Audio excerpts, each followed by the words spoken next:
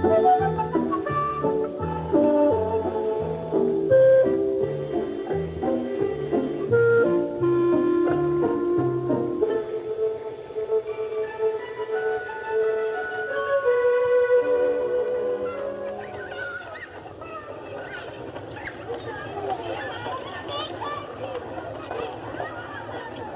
this ever happened to you? Arriving at a brand new school in a brand new neighborhood on the first day, you don't know a single person. You want to get acquainted, but you don't quite know how to go about it.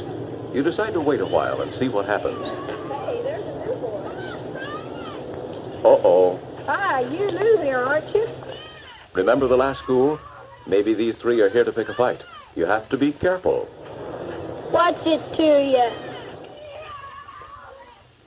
That was the wrong thing to say. You thought they were troublemakers, and because of the way you answered, they now think you are a troublemaker. Have you ever had an experience like this and wished that you could have a second chance, a chance to do things right? If you could have a second chance, let's see what might have happened. This time, you don't expect the worst. Hi, you're new here, aren't you? That's right. My name's Jeff Martin. My name's Jack Boyer. This is Bob Reynolds and Herb White. It was such a simple thing when you had a second chance to say and do the right thing.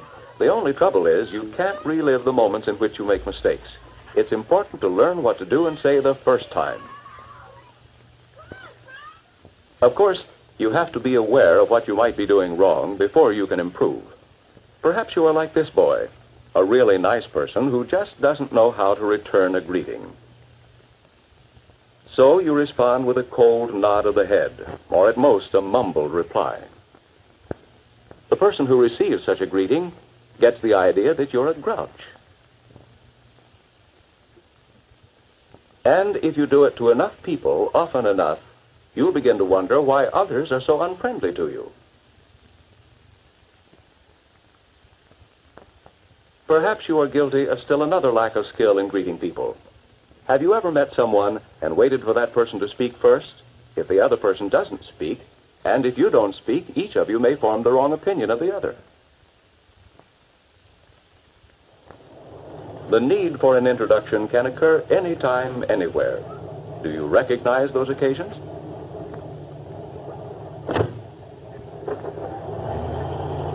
I thought you might like a ride home. I sure do. I hate to wait for the bus. I don't believe I've met your mother, Mary. Oh, this isn't my mother. This is Mrs. Fredericks, our next-door neighbor.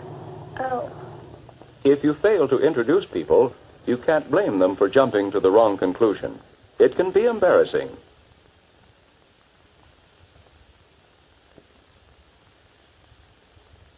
Perhaps you don't know what to say when you're introduced to someone new. You lack ease and assurance in your manner. I guess you two don't know each other. Tommy Burke, this is Ted Hall. Hi, Ted. Because you lack confidence in yourself, you don't bother to even answer a friendly greeting. If you are like this boy, or if any of these difficulties in exchanging greetings or introductions apply to you, it should be clear that you need to improve your ability. Your failure to reply shows that you don't know that the reason for exchanging greetings and introductions is simply to show courtesy and consideration for others. The situation determines the type of greeting or introduction, formal or informal, that you should use. A ball game gives us an example of an informal greeting. Hello, Johnny. Hi. Have we missed much of the game? Only 3 or 4 minutes. In some situations, with people that you know well, informal behavior is correct. Even in informal introductions, a girl's name is usually mentioned first. Kathy, this is my best friend, Bruce. Kathy is my cousin from Colorado. How are you? It's a good idea to supply some information about each person you are introducing.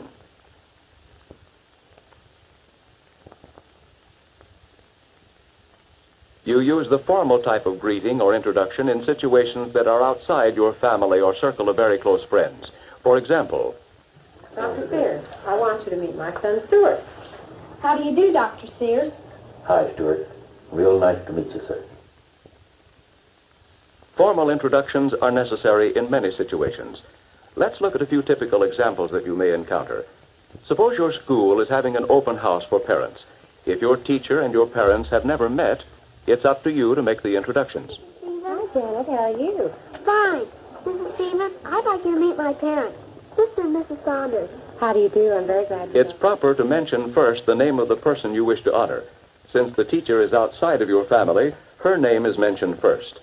Your parents and your teacher have a common interest to discuss, your education.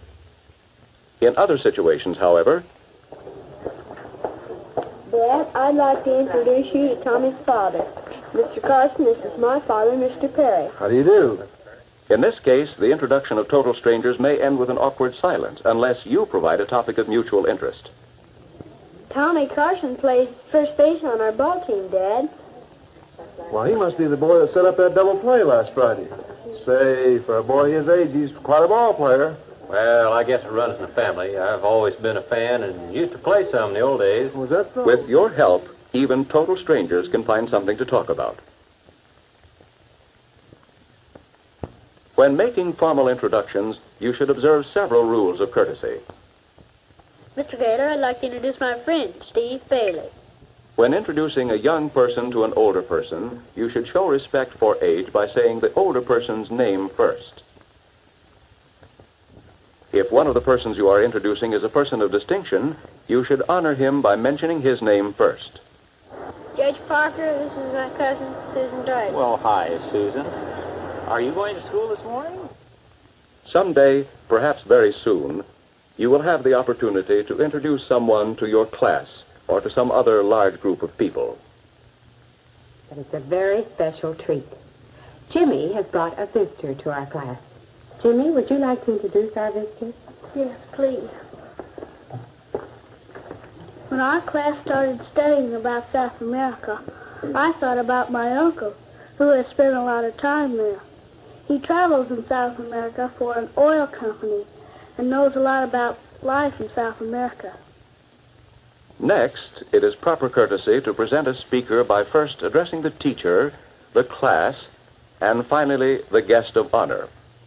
His name is given last so the audience can remember it.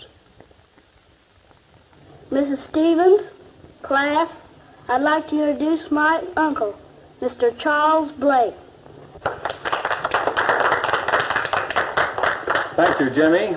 Mrs. Stevens, members of the class, Since Jimmy has explained his uncle's background of experience in South America, the members of the class clearly understand that he speaks with authority on the subject.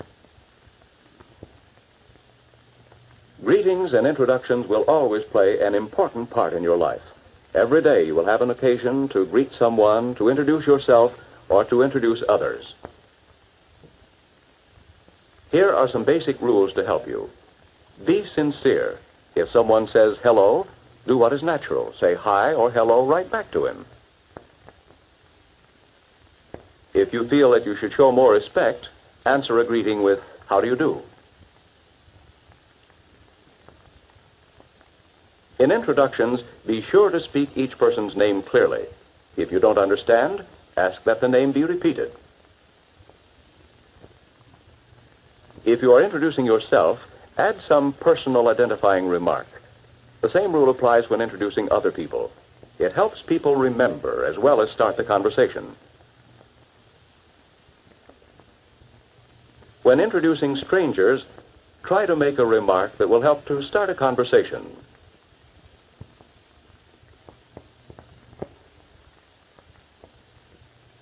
When introducing a boy and a girl, the name of the girl should be given first. When introducing an older person to a younger person, give the older person's name first. Show respect for your elders. If you introduce someone to your class, show courtesy by addressing the teacher and the class before you introduce the speaker. The guest's name should be given last so others will remember it. Other people will notice your skill in following these simple but important rules. Greetings and introductions serve to put people at ease, to make them feel welcome. You will be admired if you master the simple skills of exchanging greetings and introductions.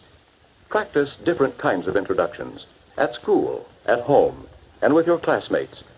As you continue to practice, you will gain confidence and self-assurance, valuable assets to carry with you throughout your entire lifetime.